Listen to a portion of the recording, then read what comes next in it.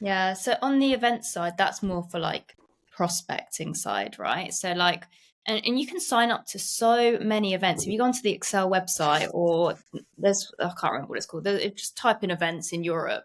There are so many free events where you can walk the floor at and just literally walk, find an event that has all your ICP and just walk around. You'll have some customers there. So you can go say hi to your customers as well and then be like to other people, oh yeah, I'm just visiting a customer at the moment.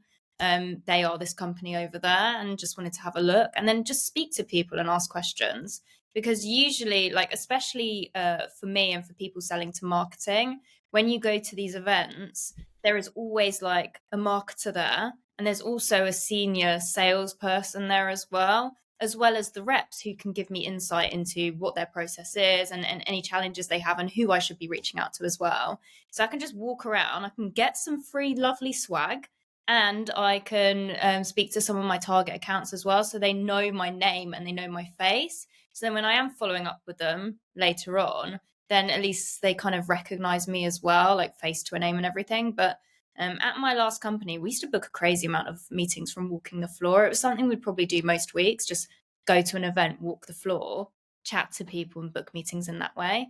I think this will be a lot bigger, like face-to-face meetings. I think this will be a lot bigger. Like now we're way past kind of COVID times. Um, I know we've seen success from it, and you don't have to physically be exhibiting at an event to book meetings from an event. You can still walk the floor and get to know people. I love the idea of doing things different at events. Like you could even like do like mini interviews with people and being like, "Hey, I'm part of Salesloft. Do you know Salesloft?" And they'll be like, "Yes or no."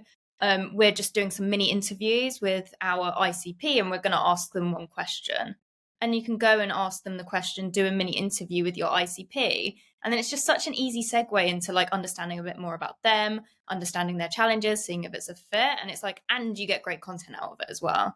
I just think like, I love the idea of walking the floor, meeting people, but maybe also creating some content while you're there as well.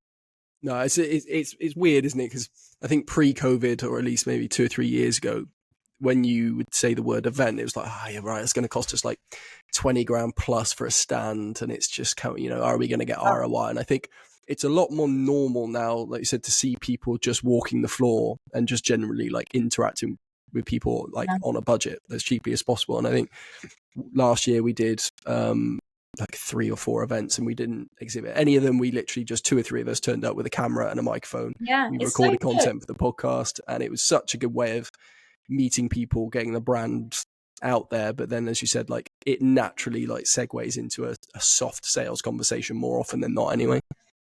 And if you do want to have like a presence there, you can just like rent a bar next door or something like that, or rent a space in a bar or a restaurant next door and then just invite people there to have drinks. And then that's your way of kind of gathering everyone like to a place that's your booth, but you're not Mm. having to pay tens of thousands as well. But yeah, I love that. I just love the idea of just doing little interviews there and then just getting to know people as well.